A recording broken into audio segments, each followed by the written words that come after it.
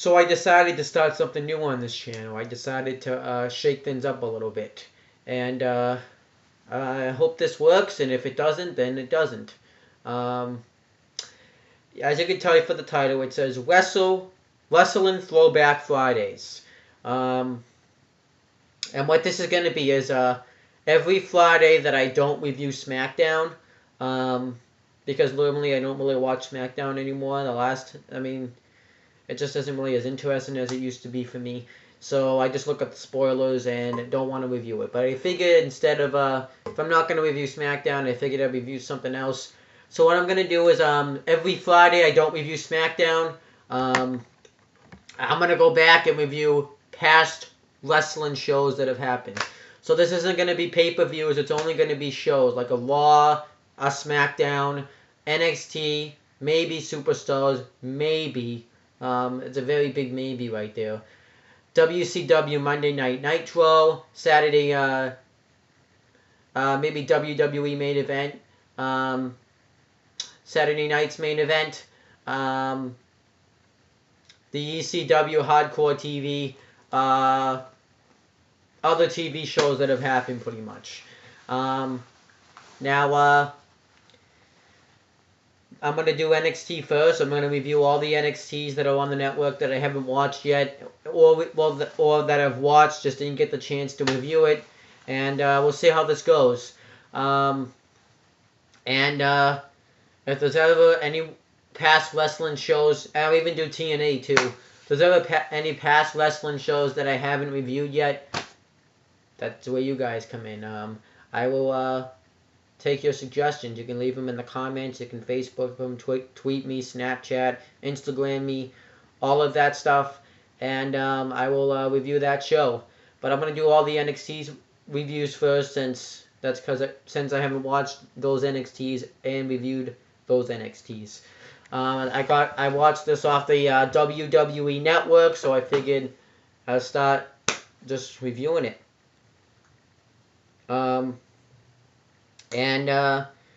This NXT past review will happen on February 13th, 2014. So this is actually pretty current. It's from the beginning of the year. This was before NXT. This was before there was a WWE network. It was in the works of happening, and this was before it happened. So I couldn't watch NXT then. I guess I could have watched it on WWE.com, but I didn't know that. And on commentary, you got William Regal, Tom Phillips, and Alex Riley. For the Divas match, Renee Young, I think, is always on commentary for the Divas match because, on NXT, they're called women. For the women matches, Renee Young's on commentary for all the time. I don't know why it's only for the women matches, but it is. Maybe just to get a woman's opinion on it. Because she was on commentary right away. It started out with Natalya, Bayley, and Emma versus Alicia Fox, Sasha Banks, and Summer Rae with Charlotte ringside. This match was all because of what happened the week before, which you can check out that review. It was when after Emma had beaten Alicia Fox and the BFFs, which consisted of Summer Rae, Sasha Banks, and Charlotte, all hit the ring and attacked her. So then Natalya, Bayley came out and made the save. And as you know, I hate Bayley. I hate her character. I hate everything about her. They dominate Bayley for a while, which made me happy. And then Emma got the hot tag on Alicia Fox, and Emma knocked down Summer Rae and Sasha Banks. And the BFFs leave Alicia Fox high and dry, so she's stuck wrestling Emma, Natalya, and Bayley alone. So Emma gets Alicia Fox into the Emma lock for the win, and I thought this was fine because Emma was going to face Paige for the NXT Women's Championship because Paige was the champion and she was the #1 contender, so she needed to build up some momentum. So I was fine with this. The only thing I didn't like was Bayley was on the winning team, but I did like seeing Bayley get her ass handed to her throughout much of the match. And then we got Aiden English versus Colin Cassidy. And I thought this was a pretty good match. Colin Cassidy takes out is just manhandling Aiden English throughout much of this match. And this match has a purpose of happening, as you mentioned too, because Aiden English had attacked Enzo Amore, Colin Cassidy's tag team partner, and who was injured in a wheelchair. And then Tyson Kidd, thanks to Colin Cassidy, Tyson Kidd was able to get a victory on Aiden English the week before, which I reviewed. And I think this was pretty awesome stuff. And what ended up happening here is Aiden English took some control. He hit 2 sick neck breakers on Colin Cassidy, and Colin Cassidy started to take a comeback. He started doing his chant, S-A-W-F-T, soft. And he went to do the big boop, but Aiden English countered it, and he tried to do the fall-away slam that he usually does for his finisher. But Aiden English took out Colin Cassidy's leg, and he hit the Russian leg sweep neck breaker move. I forget what it's called, but he got the victory with that.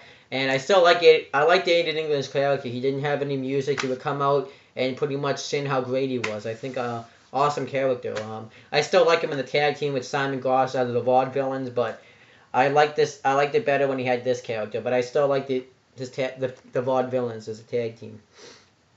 And then Sami Zayn calls out Antonio Cesaro. This was before they had shortened Antonio Cesaro's name to just Cesaro. And Sami Zayn usually, like, when he loses a match, he lets it slide and goes on to the next thing, but he just can't do that this time. He has to see, because him and Antonio Cesaro had a 2 out of 3 falls match, and he had to see what he could have done differently to beat Antonio Cesaro. So then Antonio Cesaro comes out, and he comes out to the Real Americans theme music. This was back when he was with Seb Coulter, and the Real Americans were a tag team, which would consist of Antonio Cesaro and Jack Swagger. I kind of wish when he came out singly, he could have just used his old theme song that he had, but I guess it was fine. And he talks about how no matter what you had done differently, Sami Zayn, I would have beaten you because I'm better than you. And Sami Zayn talks about how their history doesn't just go back to these few months when we had our matches. We wrestled all over the world against each other. So I like how they mentioned that, because I think they wrestled back when Sami Zayn was El Generico and he had that mask with him. And Antonio Cesaro was Claudio Castagnoli, which is his real name. And Antonio Cesaro talks about how you're a great wrestler, but down here, but you can't beat me. I've always been better than you, putting down Sami Zayn. And Sami Zayn talks about how you're a great competitor. You'll face anybody in the world on Raw, SmackDown, WWE live events. You even come down here and wrestle when you don't need to. And he just wonders why he won't face him. And Antonio Cesaro says, because I know I can beat Sami Zayn. And Sami Zayn wants him to prove it. If you can beat me again, we'll prove that you can beat me. But maybe you don't want to face me because I went out the best in you, and maybe you can't beat me again. And then Antonio Cesaro says, "You're a man of your word. If I beat you, you'll say that you won't have another match with me. You'll say that I'm better than you." And Sami Zayn says yes, and he asks how his knee is because his knee was injured, and he says his knee is fine. And then they go to shake hands, and the crowd started chanting "Pinky swear," so then we're gonna pinky swear. And Antonio says, like, my answers still no, and then he goes after the leg of Sami Zayn and escapes. So I thought that was good stuff. And then Triple H says it doesn't matter. The fans want to see this match. I want to see this match. And Sami Zayn's leg will be cleared in time for NXT Arrival, because he makes a match between the two of them for NXT Arrival, which I will watch and review. And then afterwards, that was it. I thought this was an awesome segment. It made the feud good. And I can't wait to see what they did with the feud to build it up. Or if this was it. And then Ty Dillinger went one-on-one with CJ Parker. I think CJ Parker just became a heel because he was a face before. But I guess he lost to The Miz, and that changed his attitude, which was good. And then CJ Parker went with like a chop kind of to the head. They didn't really give him a name, but he beats him with that. And then afterwards, he cuts a promo, talks about why your fans don't like him. He recycles and he reduces. He talks about how he has a car that only goes 30 miles to the gallon. And he says that he's sick and tired of you people or sheeple. that you're cutting down his trees and hurting his environment. He says that he cares about Mother Earth, and will continue. So this is when he started using that gimmick that when he was pro recycling, this is when he started using that, and I think that's an awesome gimmick.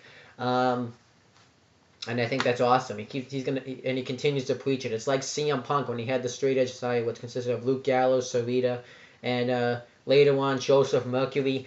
And CM Punk was preaching how you guys should be straight edge, and CJ Parker's doing the same thing. And then we get the main event. The Wyatt family returned to NXT.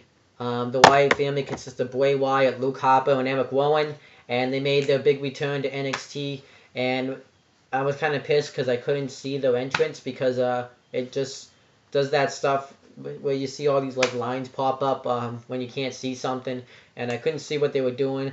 And Luke Harper and Eric Rowan went one-on-one with Marcus Lewis and Jason Jordan.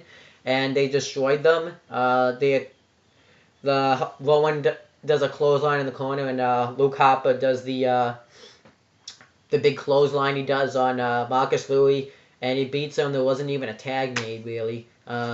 Jason Jordan never got in the match. And then afterwards, Bray Wyatt hits the Sister Abigail on Jason Jordan and talks about how he conquered NXT, and they did everything they could do, and they never forget their home. And that was it. That was good. So it was cool to see the Wyatt family. And as for this show, I thought it was actually an awesome NXT to sit through. I like the match between every match except the Divas match because I don't like seeing Bayley wrestle. But I only watched it because it was a 6 Diva tag team match. I will say it was kind of cool because we got to see Bayley get her ass kicked, but everything I thought was awesome. I like the just everything. The Colin Cassidy Aiden English match, the Divas tag team 6 Diva tag team match. I like actually seeing CJ Parker how he became a heel. The promos, but the segment between Sami Zayn and Antonio Cesaro and the Wyatt family returned to NXT. So this was an awesome show. Maybe this is I wouldn't say this was the best NXT ever, but it was a good NXT. So I'll be back next week to do another Wrestle Throwback Friday review. If I don't review SmackDown. And if I review SmackDown, then I'll be back to do a SmackDown review. But that's pretty much it, guys. I hope you guys enjoyed this series. This is the first of many Wrestle Throwback Fridays reviews. And I'll be back next week to do another one if I don't review SmackDown. I'm just trying, and if you guys don't like this, give me a break. I'm trying something different, and we'll see what happens. But I can't. Next week, if I don't review SmackDown, you're going to get another one of these videos. But if I review SmackDown, you're going to get a SmackDown review. So you're going to get a video next Friday no matter what. But that's pretty much it, guys. Peace out.